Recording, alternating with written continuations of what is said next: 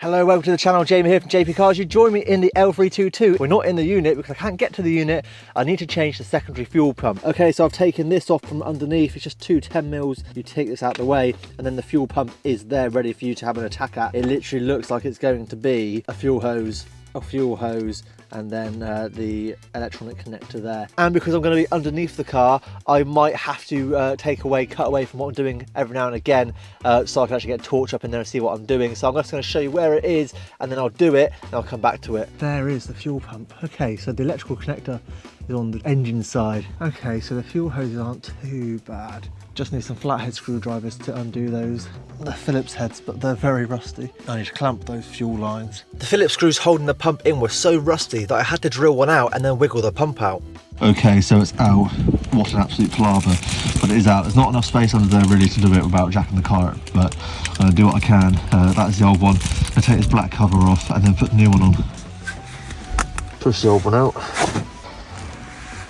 There we go, that's in there. And then to reattach it all, pump in bracket, two hose and connect it in. Okay, so it's quite annoying because the Range Rover now won't start. So I changed the fuel pump, it's all changed underneath it. I still need to put the flap back on that, but I thought I'd leave it open for a minute just so I can get to it if I need to, if there's any leaks and stuff. I've had the engine on and it wasn't leaking. The problem is now that I had it on, turned it off, went to work, not in the car, and then came back, went to start it, and now it's dead. The problem is that I'm using a boost pack, and it still isn't doing the job, boosting it. Oh, it's just one thing after another right now. So the key won't turn. Yeah, key won't turn.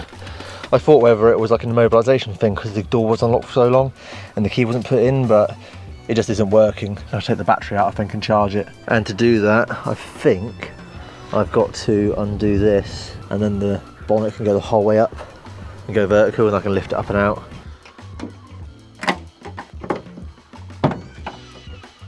Oh. Right, that's not too difficult. Please don't have any wind. Alright, that's just snapped straight off. So I got a new pair, link in description. And success, the L322 is back on the road, but there's always something. My key, as I turned it to lock the car, and then I unlocked the car twice, I'll get in the back door because the central lock is not working. It literally, the barrel in the doors obviously just disintegrated because I turned it to the right and it just literally just went crunch, crunch, crunch, and it's like it's all falling apart inside. So yes, there's always something with the L322 Range Rover. I knew what I was getting myself into, so yes, that is something I need to fix. The door barrel kit is on the way, so I shall show you how to do that in another video. I've got a little list of things that I need to do, so I shall do those and make some videos on those too. Please do subscribe if you haven't already, I really would appreciate it. Thank you very much for watching. See you in the next video. Cheers, guys.